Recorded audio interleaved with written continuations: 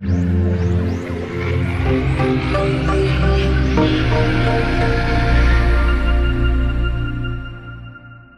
and welcome to the second Prince of Persia Development Diary. Today, we're going to take a deeper look at the corruption in all of its forms and show you how the prince fights against the corruption by collaborating with Elica and taking advantage of her newly discovered magical abilities. First though, we have another exclusive for you, a speed art drawing of a second boss in the game, the Warrior. The warrior was once the king of a peaceful people who were besieged by violence on all sides. This king made himself and a small number of his people instruments of war so that the rest would not have to suffer through this conflict. Overwhelmed by their enemies, on the brink of destruction, the king heard Ahriman's voice, promising salvation in return for his soul. The king accepted the offer and became corrupted. Having defeated all of his enemies, the warrior could not return to his people as he had become everything they rejected. Think of the warrior as Ahriman's muscle, and he's just this huge, massive smashing machine. And the complication for animation was always creating this contrast between what's basically a huge wrecking ball and the prince's acrobatic, agile style of combat. In this Prince of Persia, the dual combat system gives us the freedom to make every fight epic. For the warrior, we want to emphasize his size and strength.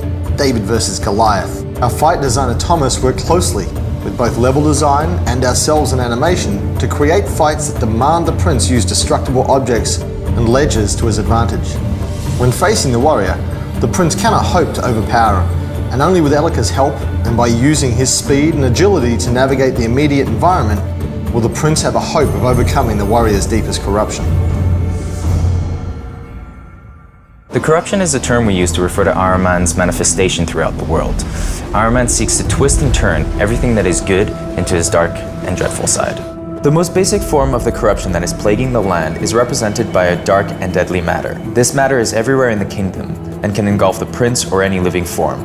Although it's the least evolved manifestation of the corruption, the dark matter reacts to any nearby presence and will track our heroes and try to block their paths. There are other, more evolved forms of the corruption that have far superior intelligence and serve as Ahriman's soldiers. There are many types of soldiers, and each of them possessing their own abilities and shape. And that's not all. Ahriman also has lieutenants that were once human. Their pleas and discontentment pushed them to sell their souls in return for one wish. They are the corrupted. As the corruption grows stronger, a light will shine, and this light will eventually meet the prince.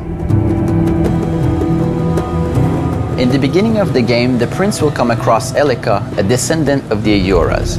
They are a small nation who have been living in a remote kingdom for centuries. The events at the start of the game will force Elica to unleash a new power in order to battle Ahriman's corruption.